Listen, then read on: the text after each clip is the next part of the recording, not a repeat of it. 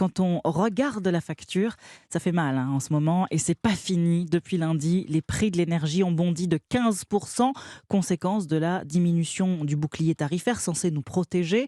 Le prix du gaz notamment n'a jamais été si élevé et pourtant, sur le marché de gros, il est au plus bas. Alors pourquoi les particuliers et les entreprises ne profitent-ils pas de cette baisse, Baptiste Morin? Le prix du gaz sur le marché s'établit aujourd'hui autour de 73 euros le mégawattheure. C'est près de 5 fois moins qu'il y a 5 mois. Cela s'explique par une baisse de la consommation grâce à la météo et à la sobriété.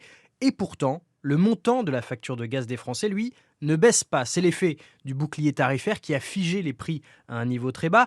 Mais pas seulement, comme l'explique Thierry Brosse, spécialiste de l'énergie. Quand on est un résidentiel, on utilise du gaz qui a été mis en stock cet été. Et donc, ce gaz que les industriels vont acheter très cher cet été, eh bien, ils vont nous le vendre pour cher cet hiver. Et on paye aujourd'hui un prix du gaz qui paraît moins cher sur les marchés, mais qui est toujours plus cher que la facture que l'on paye chez soi. Pour que le prix de marché rejoigne celui sur la facture, il faudrait qu'il baisse encore de 50%. Très peu probable.